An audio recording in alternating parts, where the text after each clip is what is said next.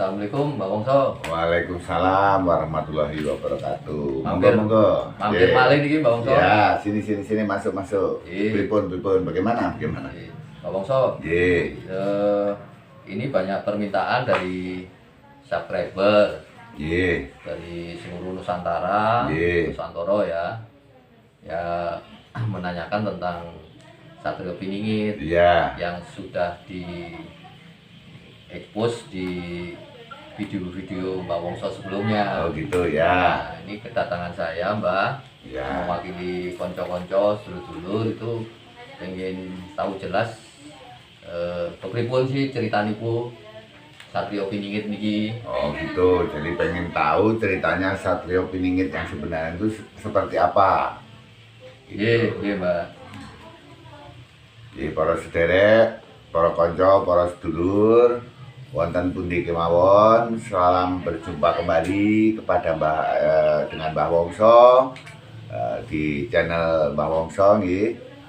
Nah, ini ada beberapa pertanyaan dari saudara yang barusan datang ini mewakili dari saudara-saudara, para sederek, para sedulur wonten Yuswantara, yaitu pingin tahu sebenarnya cerita Satrio Piningit itu seperti apa sih Mbah? Nggih, insya Allah Mbah badhe berusaha untuk menjawab semaksimal mungkin, semampu Mbah. Ya, semoga jawaban Mbah berkenan di hati pemirsa, para sederek, para sedulur, dan bermanfaat tentunya. Nggih, pripun? Selanjutnya bagaimana maksudnya? Nah, Mbak Wongso mboten meditasi napa pun ngertos sadurunge pinarak, Mbak? Oh, tentunya minta petunjuk dulu dong Oh, ya. iya. Mbah pasti minta petunjuk karena ini kan pertanyaan yang memang harus kita jawab. Ya istilahnya tidak boleh asal jawab, nggih. Iya, Mbak. Monggo, Sebentar ya, Mbah mau hening sejenak, nggih. Nyun sewu nggih.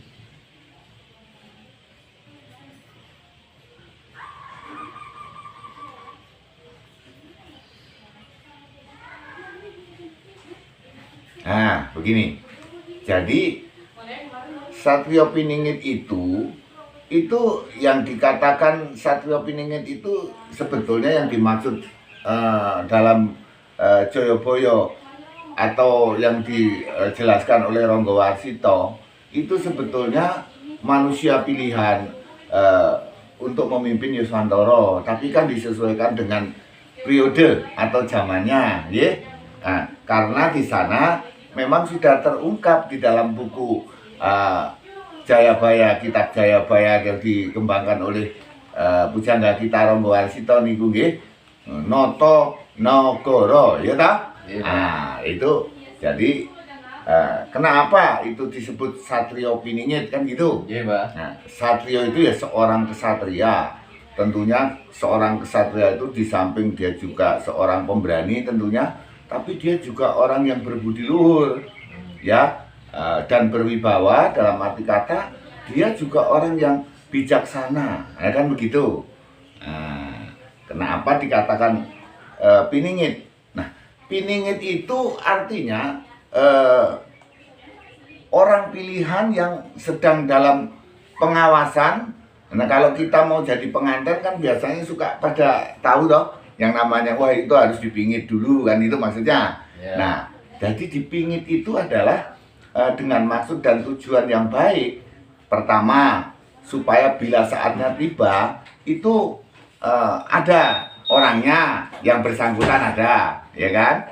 Yang kedua, dipingit itu artinya agar tidak punya pengaruh atau tidak terpengaruh oleh suasana luar atau pengaruh-pengaruh yang datang dari mana saja tentunya, betul? Yang negatif ya Pak. Yang negatif dong. Nah, itu maka disebut Satrio Piningit. Jadi manusia pilihan yang memang dipersiapkan, ya kan, oleh leluhur kita, kemudian digodok untuk apa? Nanti kelak dia akan turun memimpin Yuswantoro ini. Jadi bukan orang sembarangan namanya Satrio Piningit itu. Gitu. Nah, kurang lebihnya seperti itu, nggih. Nah, nek di godhog niku kan teng kawah istilahnya teng kawah Condro di Muko. Ya, di Kawah Condro di Muko, Nah, betul. Maksudnya napa niku nggih Pak? Gini. Jadi Kawah Condro di Muko itu dua kata ya. Condro dan Muko ya. Nggih. Condro itu adalah bulan. Lah Muko itu ada di muka atau di depan. Jadi digodoklah itu di depan Kawah Condro di Muko. Paham maksudnya? Nggih. Nah, jadi itu adalah digodoknya itu luar biasa dengan maksud-maksud tertentu, tentunya juga dibekali loh dalam penggodokan itu, dibekali secara ilmu spiritualnya, betul tak? Dibekali secara ilmu pengetahuannya, ya, dibekali ilmu kepribadiannya, termasuk ilmu-ilmu kesaktian dari para leluhur itu nanti diberikan. Kanuragan Ya, termasuk ilmu kanuragan.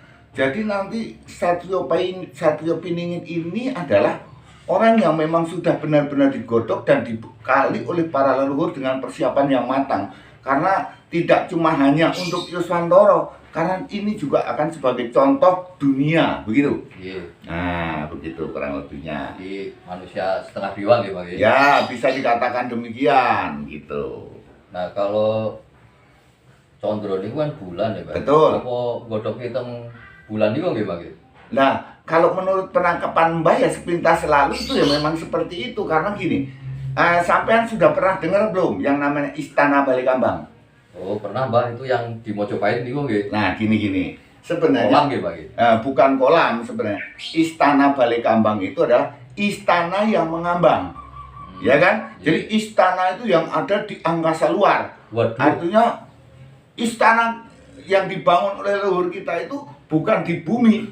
Oh. Jadi Mosok sih Pak? wah iya, sampean kalau ingin tahu, coba perhatikan bila musim bulan ya, bulan setengah itu atau disebut Bulan Sabit. bulan Sabit dan mencapai bulan purnama. Dan ini pada waktu-waktu tertentu cobalah kamu perhatikan bahwa bulan Sabit itu kalau kita lihat nanti akan ada pergerakan seperti di depan dan di belakang. Jadi seperti Kembar. ada dua. Kembar atau nih Pak? Seperti kembar. Hmm. Nah, baik itu bulan Sabit maupun bulan purnama nanti itu akan seperti kembar. Sampai pernah memperhatikan belum? Kalau belum, nanti perhatikan. Nah, itu kenapa kembaran itu ya? Itulah yang disebut Istana Balikambang sebenarnya, begitu. Tapi masa leluhur kita sudah sampai di angkasa luar Mbak? Maksudnya sampai galaksi-galaksi luar angkasa. Loh, lah iya toh. Bagaimana enggak? Nama galaksi saja Anda tahu. Ada di antara nama galaksi. Bima Ya kan? Sakti ya? Bima Sakti. Loh, Bima Sakti itu nama Indonesia loh. Lah, itu kalau nenek moyang kita, leluhur kita belum sampai ilmunya mencapai sana, ya enggak mungkin itu sampai menemukan galaksinya aja diberi nama Bima Sakti, bener nggak? Kurang lebihnya seperti itu. Oh, nggih. ngoten nggih Pak. Iya. Oh, ngoten toh Mbak. Ya begitu. Oh, berarti Bima Sakti ini kok galaksi ini kok leluhur kita udah sampai sana gitu Pak. Yo sudah sampai. Berarti Istana Balikambang itu istilahnya mungkin kalau sekarang itu stasiun angkasa luar ya Mbak? Nah betul. Jadi Oh. kalau untuk zaman para leluhur kita itu disebut Istana Balikambang. Sekarang di zaman era modern ini orang mengenal dengan nama sebutan Stasiun Angkasa Luar, betul? Nah, sampean kalau kurang percaya, coba sampean datanglah ke Borobudur. Di sana kan menggambarkan apa saja yang skala itu terjadi toh. Nah, seperti piring terbang, lihatlah di Borobudur. Kemudian ada di Candi Cetha, ya. Candi Cetha itu Solo ya. Nah, itu ada orang yang mau gambar orang yang sedang menggunakan seperti pakaian astronot, benar enggak? Iya, Mbah. Nah, itu bahwa menandakan leluhur kita itu ya sudah sampai ke sana. Nah, kemudian ada lagi yang ditemukan peta dunia yang bisa dilihat dari atas di Mesir, bener enggak? Iya, Mbah. Peta dunia itu yang bisa dilihat dari atas di Mesir itu. Nah, kala itu berarti leluhur kita ya sudah sampai dong ke sana. Kemudian ilmu yang diberikan oleh leluhur kepada keturunannya, anak cucunya ya seperti kita ini, misalnya nelayan, ya. Nelayan itu kalau mau bepergian atau berlabuh itu kompasnya itu ya seperti rasi bintang toh yang dipegang toh. Lihatnya ke atas ya. Lihatnya ke atas. Nah, begitu kurang lebihnya. Seperti itu, nggih. Ngaten, nggih, ngaten. Oh, ngoten toh, Mbak. Ya, begitulah kurang lebihnya. Yang leluhur kita, ya, terutama wong Jawa nggih, Mbak nggih.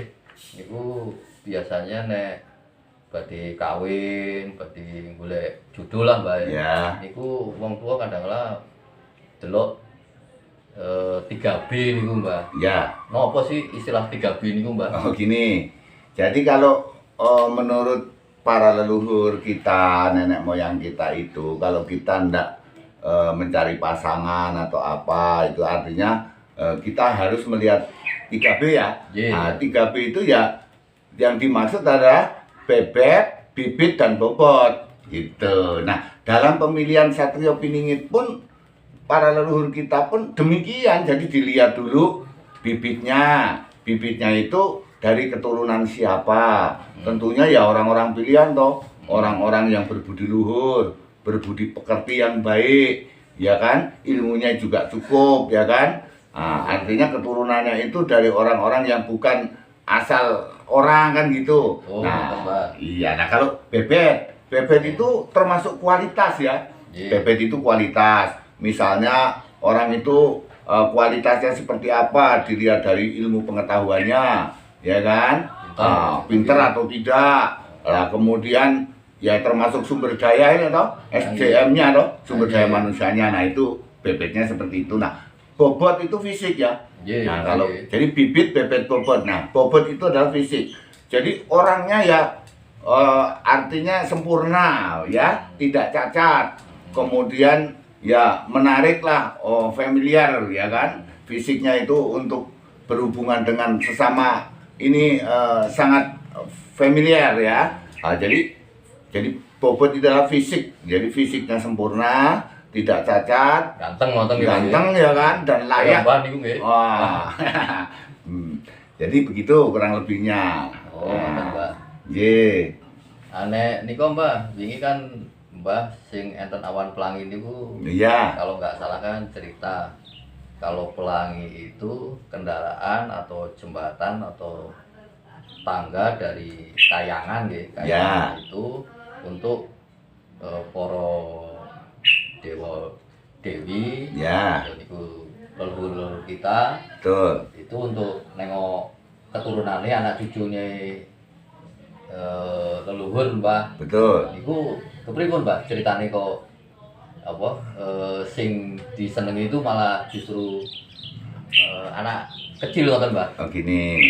Jadi gini, para sederek, para sedulur wonten pundi kemawon khususnya wonten Yuswantara nggih. Jadi kalau kita melihat pelangi itu sebaiknya anak-anak kita itu kita ajak untuk menonton, untuk melihat.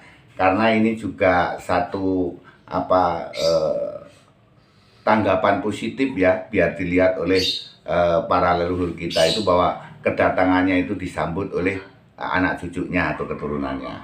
Jadi kenapa kok pelangi? Yang pertama itu pelangi adalah warnanya unik dan disukai anak-anak karena memang leluhur kita datang itu untuk menengok mereka, menengok anak cucunya. Jadi maka pelangi itu digambarkan untuk karena itu sebagai wahana ya, sebagai wahananya dari para leluhur kita.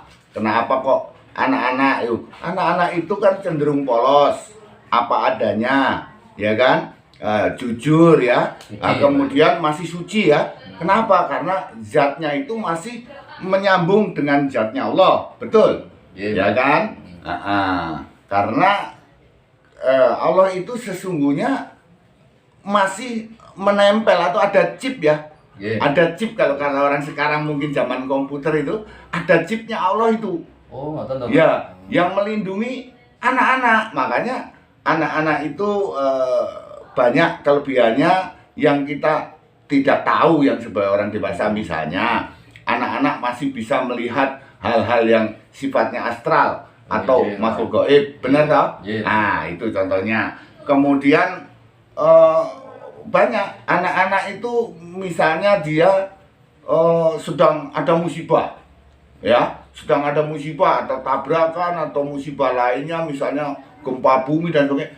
Anak-anak banyak yang menjadi korban, tapi sudah sekian lama dibongkar, ya, anaknya tidak cacat, tidak luka, betul, dan masih segar. Artinya tidak ada yang luka sedikit pun. Nah, karena itu memang sedang dalam perlindungannya Gusti Allah, begitu ya. Jadi ini adalah yang membuat kita ini menyadari bahwa sesungguhnya anak itu bukan punya kita ya. Anak itu makanya disebut di sana bahwa anak itu adalah titipaning Gusti Allah. Jadi anak ini adalah titipan Tuhan, ya. Nah, itulah karena apa ya? Karena tadi di dalamnya anak-anak itu ada chip dari Allah ya. Jadi masih dalam perlindungan, jadi zatnya itu masih bisa berkomunikasi. Karena anak-anak itu cenderung tadi yang Mbah katakan jujur, ya, apa adanya, begitu. Ya, kurang lebihnya seperti itu nggih. Menawi Mbah mangke wonten kesempatan malih kita bisa ketemu kembali, tapi jangan lupa subscribe nggih. Nggih, matur nuwun nggih.